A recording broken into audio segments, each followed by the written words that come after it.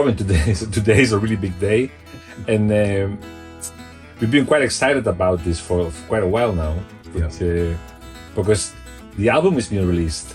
For the Love of George, which is an album I made of George Harrison songs, recorded on 3 of George Harrison's guitars in George Harrison's house. You're talking about the guitars from the Beatles, like? Yeah, 3 of George's Beatles guitars, original ones.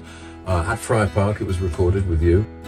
And it features George's songs, plus an unfinished song, which I finished. So it's a lot of information to share with you. That's why we thought of making this video, because it's a bit like, we want to explain you the process that we went through and how we went through all the songs, how it happened, because otherwise it seems like a very abstract story. Like, you went to Harrison's house, you took the guitars, and you recorded the song with it. Like, how is that possible? Right. And how is that even possible? Yeah. So it goes back a long way. But ultimately, when we recorded the album, we ended up in George's room with all his guitars and collection of instruments.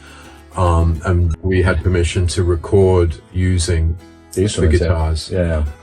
So that in itself was an incredible experience. Okay, we'll talk about that in a bit, but that added to the whole flavor of this album, the intensity, the vibe, including an unfinished George Harrison song, which I finished, which was chords he wrote on the back of an envelope, and that is the title track of the album, For the Love of George. So it's a celebration of George's music and life, and my relationship with.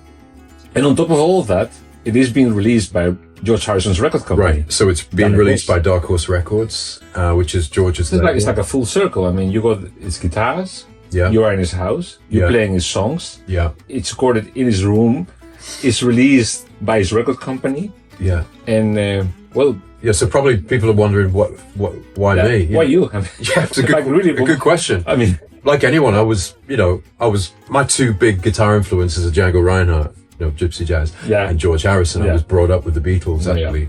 My father's from Liverpool, and the Beatles were always on in our house.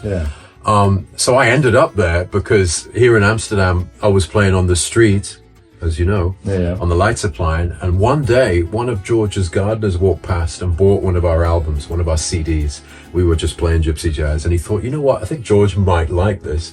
So we went back to Henley-on-Thames, gave it to George, and then George and Olivia must have played it, and they liked it. They liked the music. So then the next thing that happens is that I'm sitting there with the guys in the flat in Amsterdam, and the phone rings. Because your phone was on the album. Your phone number. The phone number was on the album. Luckily. Luckily. So it's George on the phone. Right. So they want to know if I can come and play at a Christmas party they're having at Friar Park. So I didn't believe it was them. I didn't believe it was real.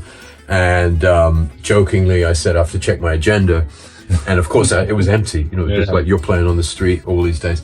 Anyway, we went over there and we met George and his family, Olivia and Danny. And we played this party, which was, I mean, put it this way, everyone was famous except for us. So everyone's I can imagine that, either a Beatle or it's Tom Petty and the Heartbreakers, Ravi Shankar, famous actors, sports stars, Monty Python, racing car drivers, in this incredible house, in this incredible place. Friar Park, and we're playing there, and we meet everyone we play, and it was just an incredible evening. And that was the beginning of kind of a many years relationship with the Harrisons. Yeah, which developed into like a friendship. Exactly. So you ended up playing for weddings, for Christmas parties, for many different things. Yeah, it's kind of like we became the house band. If there was an event at Friar Park, we were there with the guitars in the garden or in the house, and we become like we had that relationship with George, Olivia. Yeah, but I mean, because I think that your music obviously comes from the tradition of Django Reinhardt, which is the gypsy jazz style, and George, as a young man, when there was not that much music around. I mean, this is talking about before the 60s. There was Django Reinhardt, Eddie Lang. There was that kind of music that he was listening to. Yeah, he's always been a fan of Django Reinhardt. And like you say, people like Eddie Lang. And I think this music took him back to that. He's in the rock and roll world and all that. And then this music. There's not many people playing that kind of music anymore. No. And it's got a real charm, and I think a nostalgia to it, and it just fits perfectly in those kind of parties as well. No, but he was always taken by your music because I remember you telling me about that after going there back for 3 or 4 times, suddenly you realize that your CDs were actually in this jukebox. Unbelievable. He's got a Wurlitzer jukebox, and our CDs ended up in there along with all his other favorite music. So it was quite an incredible feeling, to be honest. And then the next day we were back here on the street, you know. So back to the street again. It was this amazing inspiration, which it still is to this day. Yeah, but the most incredible thing about this story is that even after George Harrison passed, you still kept going back to the house. That's right. So it wasn't like it stopped then. No. Yeah, no.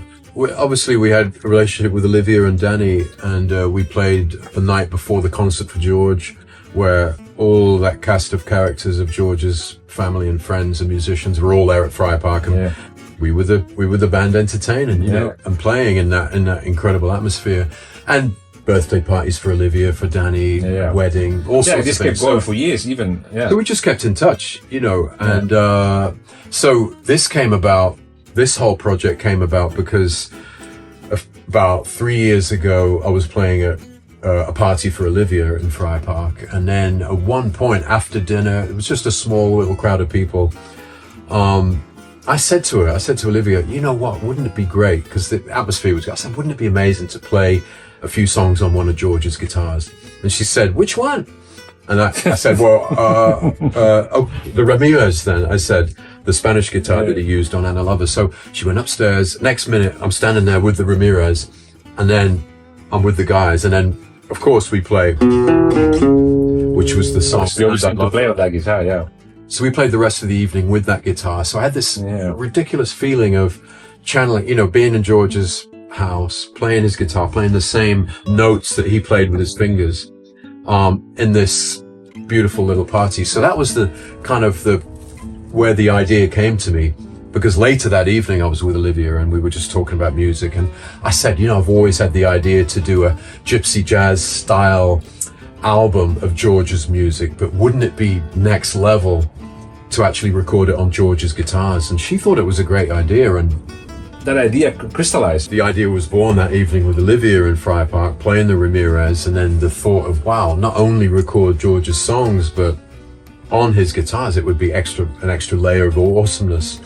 And then Olivia thought it was a great idea, but you know, it takes some logistics and sorting out. In the meantime, you know, I was back here making the arrangements of the songs, getting it all ready. Prepared, and that's also when Olivia texted me the picture of the envelope, which had George's handwriting with some chords on it, B minor, F sharp. It was like an arrow and a bit crossed out. And she said, why don't you take a look at these chords, play them, see if you recognize them. Maybe it's something George never released, or maybe it is. So I thought, well, I don't know. So I looked at the chords, and then I kind of put it on my computer really big. Blow it up. I was like, is that B minor? And then, does he mean F sharp or F sharp 7?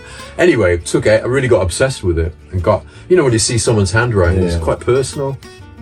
And I worked out in the end what I thought he meant with the chords. So I made a chord scheme, and then I was looking for a melody, and then I kind of carried on playing the chords. And then I heard George humming a melody, a beautiful melody. I thought, oh, that's it. It's so simple. That melody goes over the chords. So then I wrote the melody, and then I quickly made a version, sent it to Olivia, and thought, what do you think of that? And that was a bit nerve-wracking, because she might have thought, well, it's like a new George Harrison song. Yeah, she texted back and said, it sounds so George. Yeah. And of course it does, because it's George's chords, and there's a few changes in there which are really unique to George. A couple of the moves, harmonic moves, which are in his style. In his style, you organize the way he writes the songs. Yeah, absolutely. But I like the fact it's in B minor, which is, I don't know any George Harrison songs in B minor, so that was really cool. And then the melody I made is, you know, just is in keeping to his kind of musical thing as well. So we had all the music prepared, and we made the backing tracks at your place, and then we ended up going over to Friar Park, and that was the big moment, you know, when we were going to do this whole recording.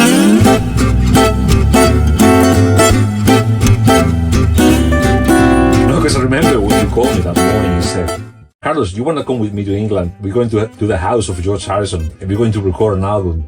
You're going to record it for me. I said, wow, really? They said yes. I said, wow, yeah, they said yes, you can come over, let's do it.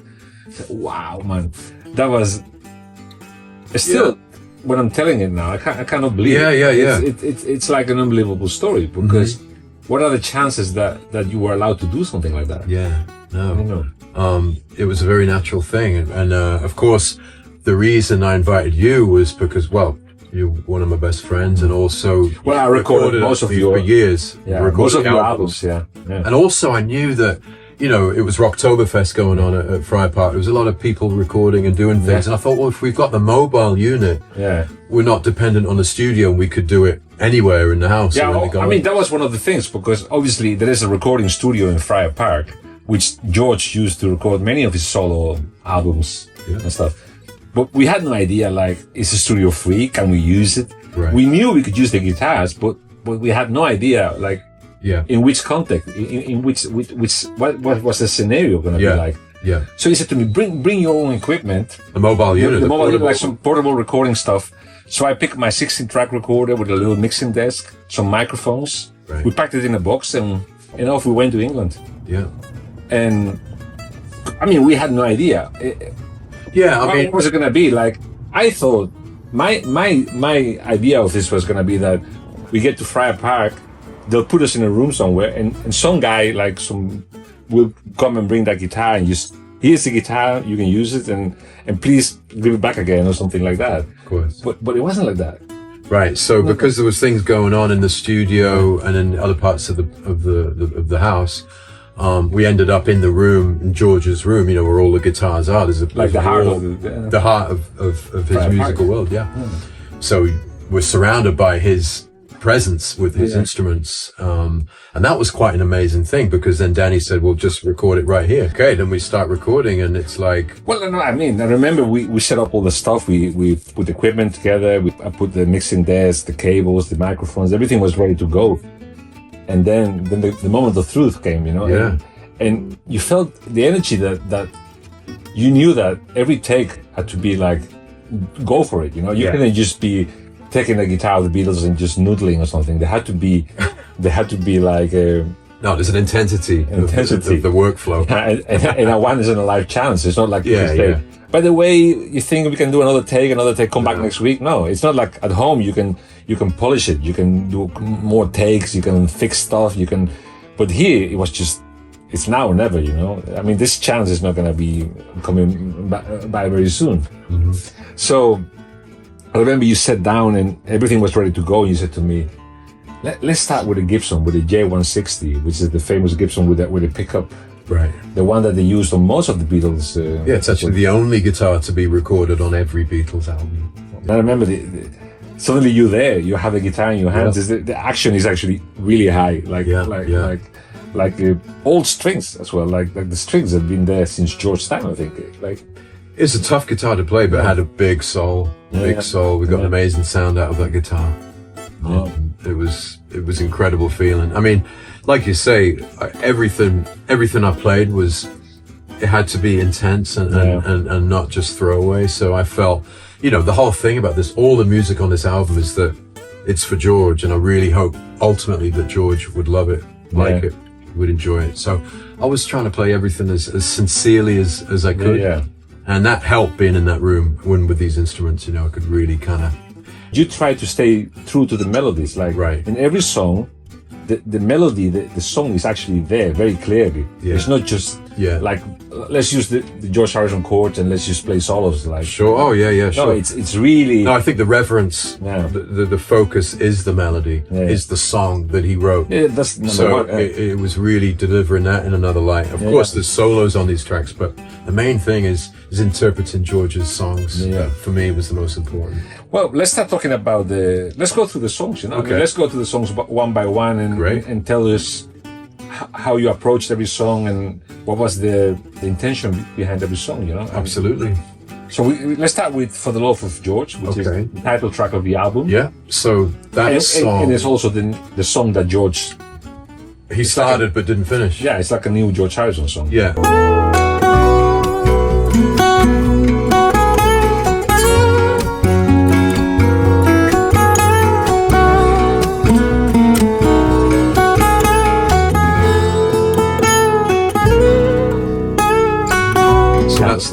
So that's the chords that were on the envelope that Olivia texted me. And then I deciphered the chords, thought, what does he mean? Yeah. Oh, that's what he meant. Made the chord sequence and then wrote the melody, which I could hear George humming. That's how it came to be. And the chord sequence, you know, like I said, it's got a few kind of George things. I mean, just a simple, it's in B minor, and then the second chord is F sharp, which is the 5, you know, so 1 to 5. But if you play it, and then the 5, it's got more of a George vibe. So there's little nuances in that song everywhere, actually. The choice of chord voicing was really important. And there's little bits of the melody and the chords which really sound like George.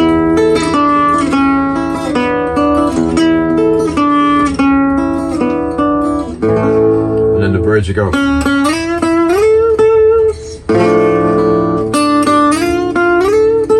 You know, so it's Indian flavor. It's got Indian flavor. Yeah, yeah. So I think that song's got a, you know, it's obviously a lot of George, and then the sounds that he liked, the Indian kind of sound, and obviously it's got jazz and blues in that song as well. Yeah.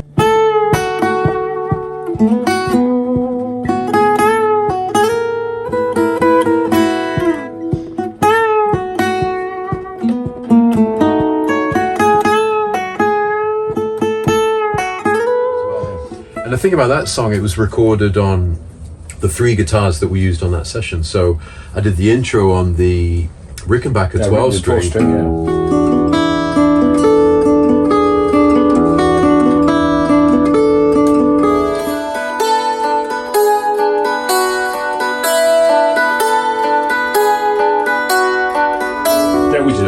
We started Rickenbacker, actually, apparently was the first 12-string electric Rickenbacker ever made. Right, okay. And they made it for John Lennon. Okay. And they gave it to him, and he didn't want it. He said, give it to George. Oh, really? Okay. I didn't know that. I read about this. So George had that guitar. It was famously used in Hard Day's Night and many other tracks. But, that's the guitar that was used for the intro. And, that when you hear that track on that guitar, it sounds, to me, it sounds so kind of Beatles. It sounds like Beatles. Yeah. And I got it up and it's just really beautiful. Yeah. So I used that Rickenbacker on the intro and the outro of that song. I played the melody on the J160, which really cuts through. Yeah. And then we used the Ramirez as well for some, chords. So you have all 3 guitars. So all three guitars are on that track, and it's the track which was basically the chords are from George and the melodies from me. So it's kind of like a brand new song. Beautiful, which is really cool. It's beautiful. So that's the opening. That's the title track. It's the title track. It's the opening track. It kind of sets the scene, really. Yeah.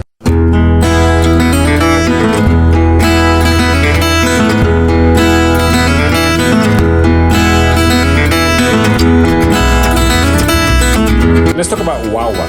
Yeah, Wah Wah. Well, I've always loved that song. The hook,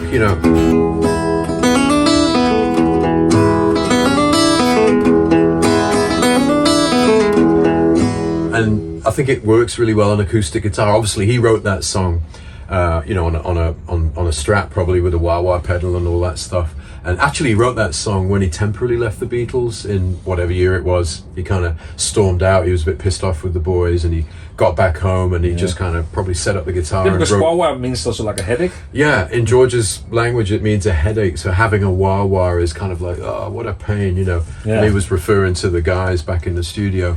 Yeah. So that's the thing behind that tune. But that tune just rocks. It's just it's just killer. Yeah. And using the J160 on that track and making it kind of.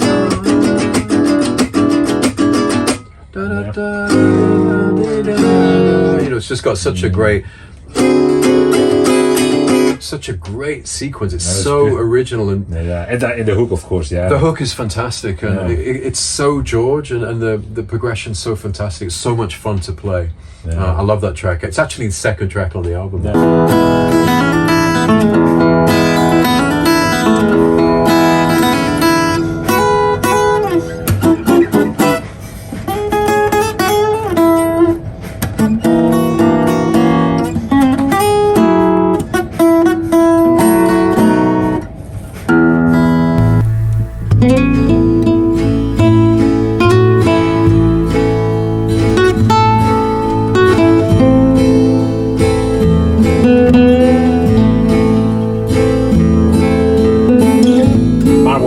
Marbar Blues. So this is a song I love. It's from the Brainwashed album, which was George's final album.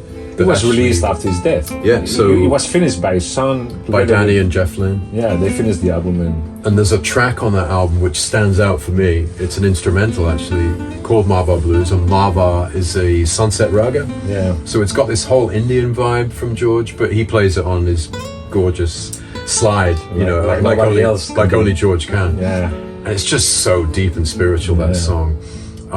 So I've always wanted to do Marbar Blues, and I used the Ramirez in the intro. By the way, Danny Harrison plays on this track too. Yeah, he's a special guest. And he uses the same guitar that he used on George's original recording. The tenor, right? It's the Everly Brothers guitar. It's a tenor guitar. Yeah, I think so. Four string. Yeah.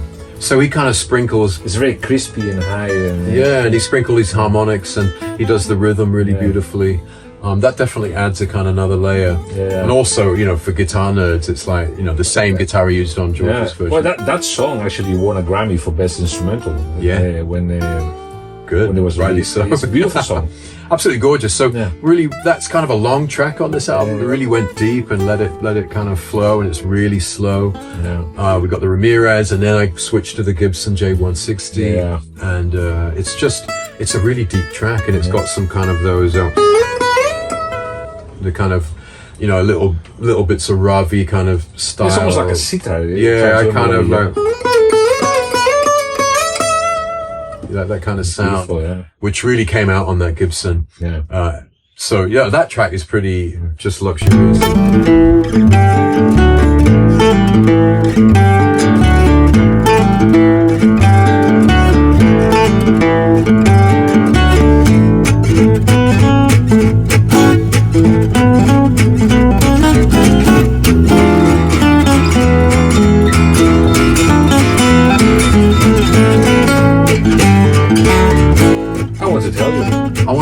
I want to tell you what. It's I want to tell you it's off Revolver. Actually, I have it here. It's so funny.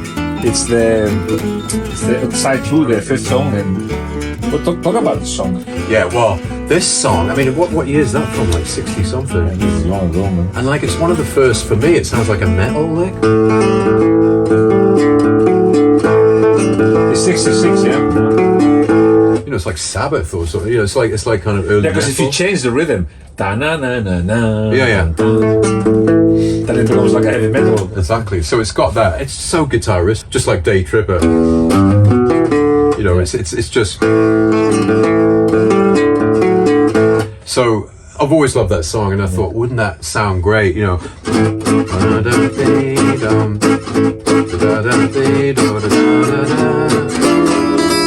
You know, so we swung that tune, we kind of crisped up the tempo a bit, and I think it really works. That song sounds really great, and the solos are over a blues, and it really swings. We just made a real swinging version of that song, but I think it's a beauty.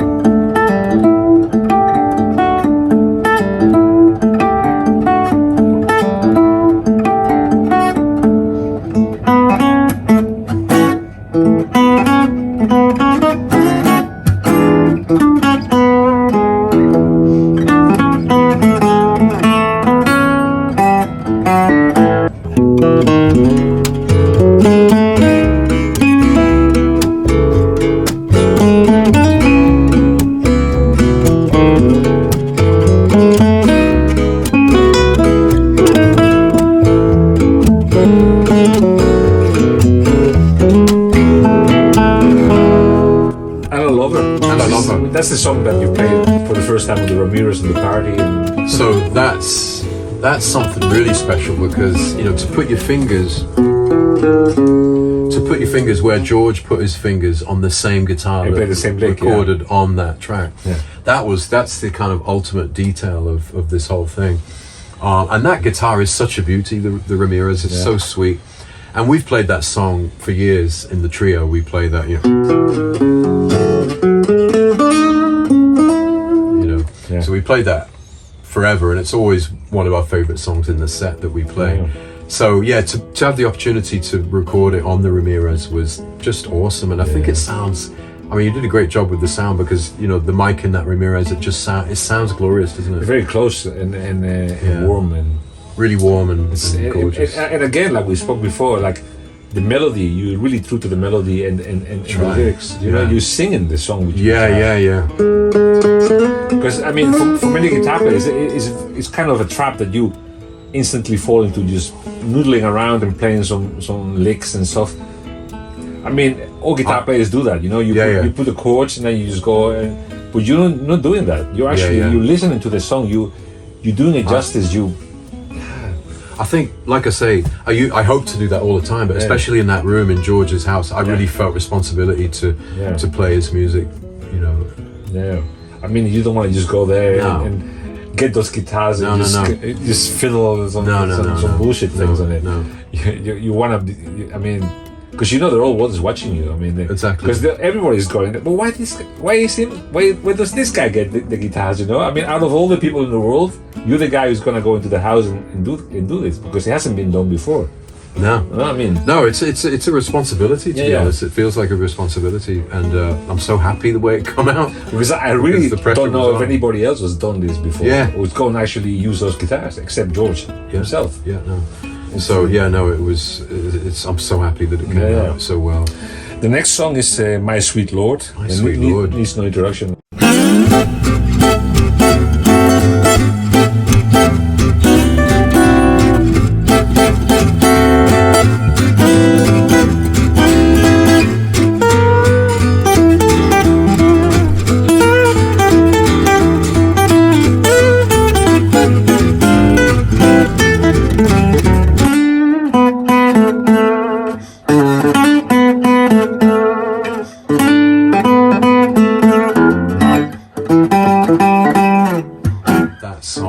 Gigantic. Phil Spector, the whole thing. It's just a massive production. So, when you're doing a cover version of someone else's music, what I don't want to do is just try and match it and play the same. Yeah. There's a million people who do it exactly the same. So I thought, how can I make a, it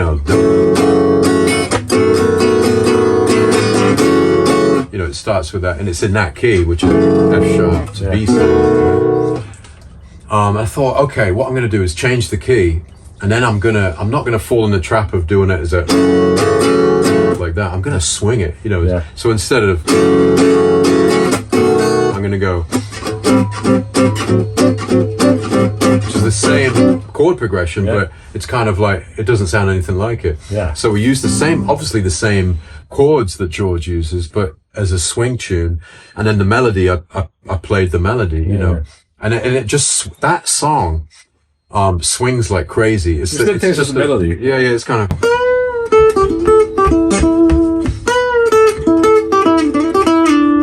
And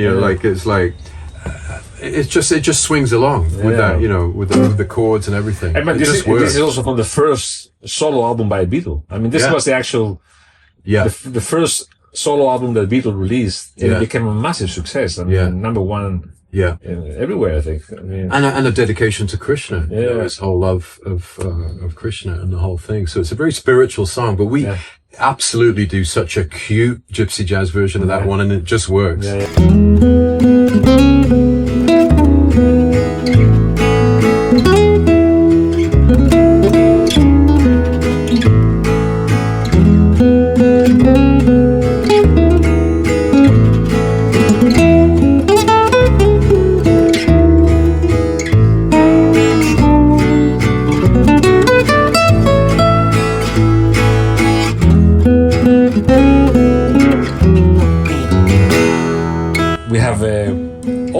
Pass, which is actually from the same album, the title track of the same album. Of course, it's on the title track of the album, and that's a beautiful song. I love that song. I love the lyrics. I love the message. It really helps us all, realizing that we're just temporary, coming through. All things must pass.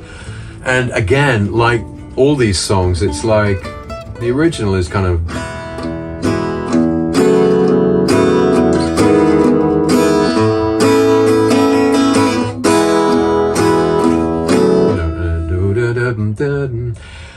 So it goes like that, and then I thought, you know what, I'm going to try and do that absolutely different. So I did it as a gypsy waltz. So sometimes in gypsy jazz we play waltz.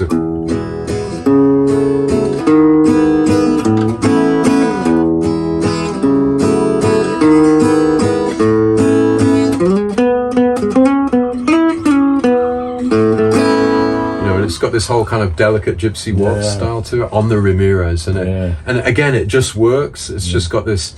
It's the same song, obviously, but it sounds completely different. No, that is a really great cover version of that song, because even inspired me to play that song as well in the style that you play it. Right. I do a little version as well for myself. Just, and it's a great tune. It's just. And like you say, very spiritual, you know. Yeah. No, it's a gorgeous song. You know, going from a low to E major. You know, it's just again. I think George's music, his harmonic sense, was never really understood by so many people. It's so original and so beautiful. Like no one's written those kind of the music like he's written it. It's so, I just love it so much. The chord, those sequences are just amazing. It's so original.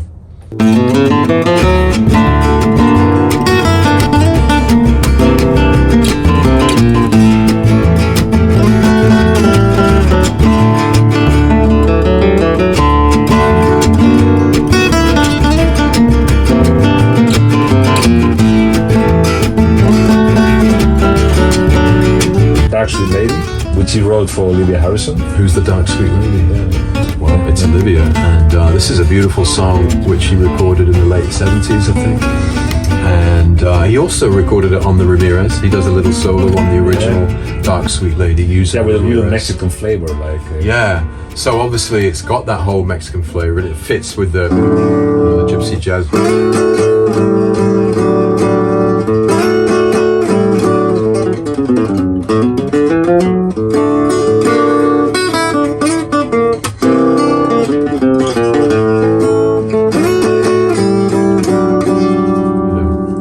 Whole thing, it just fits it's got that fresh sound of D major, and it's so beautiful. So the original is instrumental as well? He sings? No, he's singing it. He's singing it. And again, like, just want to point out that going from D to C7, you know, like who goes from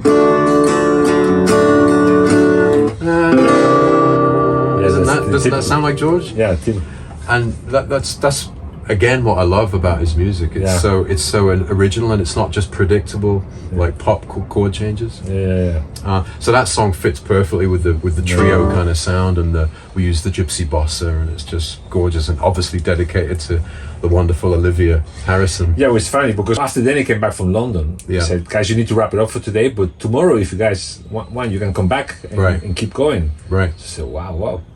So I started to pick up my equipment, and I said, no, leave everything here. Right. I said, really? Okay. It was pretty amazing because we went back to the hotel, and I was in my bed in the night just thinking, there's my mixing desk, my equipment. It's just there next to the guitars all night, just sitting there. Like your little mixing desk is in great company. Yeah, great, best company he's ever been to.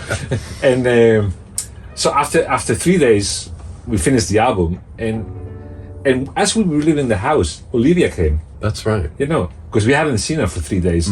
She walked in as we were walking out, and I remember I had that was bigger than this. I had that piece of paper in my hand with all the songs. I was carrying the box with a piece. Right. And as I was walking out, she's walking in, and it's like, oh. And she's going like, so how did it go? And I said, well, I said, look, we did all those songs. And she took the list, and she said, you did all these songs?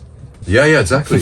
She recognized them all, and to be honest, when I was in there, I was so kind of tripping a little bit, and in that kind of artistic recording space, I couldn't remember what we had really done or what it was sound. We didn't really listen back to anything. No, we just kept going. You just kept going, Yeah, that was amazing. But Dark Sweet Lady is it's a gorgeous tune song that George wrote, and I'm so happy it's on the album. I made the album, yeah.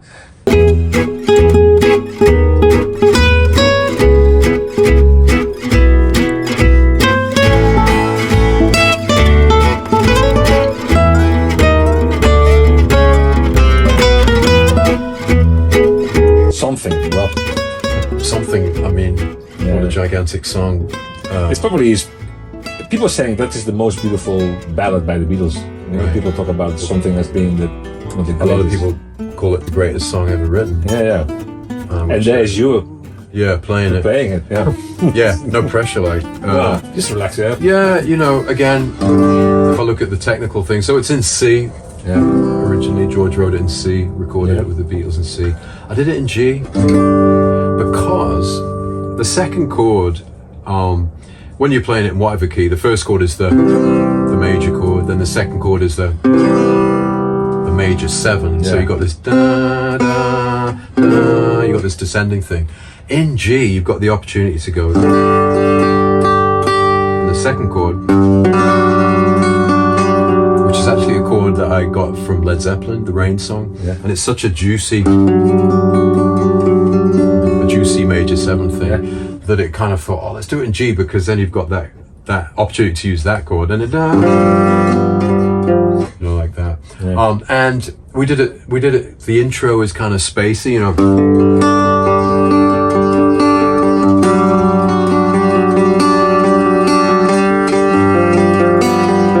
like that, and then we go into for the bridge,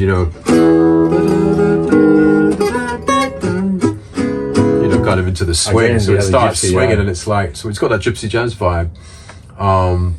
And then we come out again into the kind of spacey version.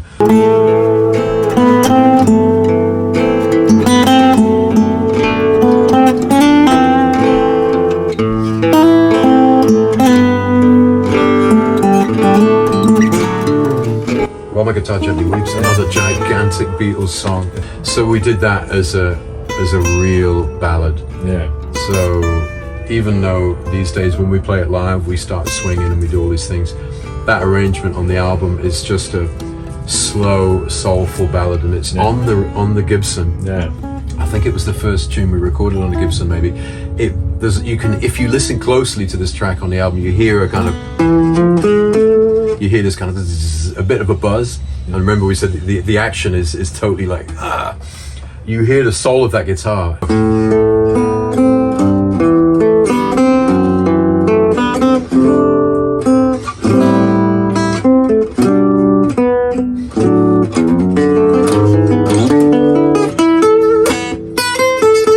So really kind of going for the ballad kind of feeling. Yeah. But a lot of response. It's a big tune, and it's just my humble version, a ballad, just deep, and didn't really no showing off or anything. It's just kind of really sincere. Well, I think George would have loved it.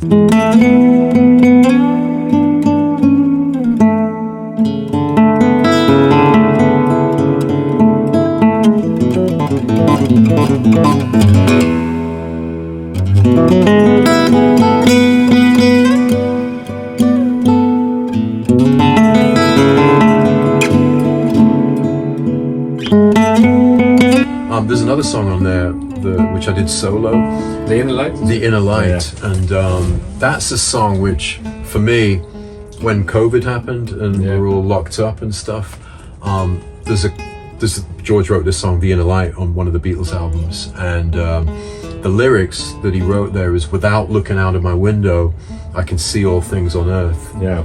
Without walking out of my door, I know the ways of heaven. Yeah. So it's this idea of being, with COVID, it was kind of like you're inside, trapped. So that's when I first kind of started playing that song, actually. But this song really, obviously it's got the whole Indian classical vibe. Actually, it was the first Beatles song that was recorded outside of Europe. It was recorded in Bombay. Really? The Inner Light was recorded in Bombay. Classical Indian musicians on it. And you've got this melody.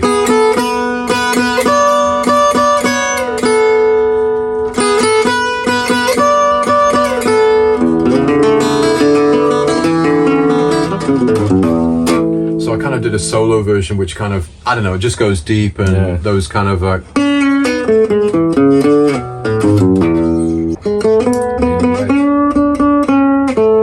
Well, guys, I hope you got a better understanding now of this project and what really it's about, and the songs and the way we recorded it, and enjoy the album, I think. And you want to say anything else? Yeah, absolutely. Just to bring it back, this is all about George, obviously, no mistake. For the love of George, George's guitars, George's music, recorded in George's house, and released by George House's record company. Dark Horse. Dark Horse. Unfinished George song, For the Love of George. I think it will give people a completely fresh look on George's music. That's what I would hope. And obviously I hope that George himself would approve. You know, it's magical. I mean, it's more than you could ever dream of, you know, like to have all that, all like in one album, you know. It's pretty spectacular, I think, you know. Also, it's beautifully recorded, man. But you should be proud because you did. Check out the sound. You did a great. You did it justice, you know, and go listen to it, and would love to get your feedback. And of course, buy the album. Stay inspired. Yeah.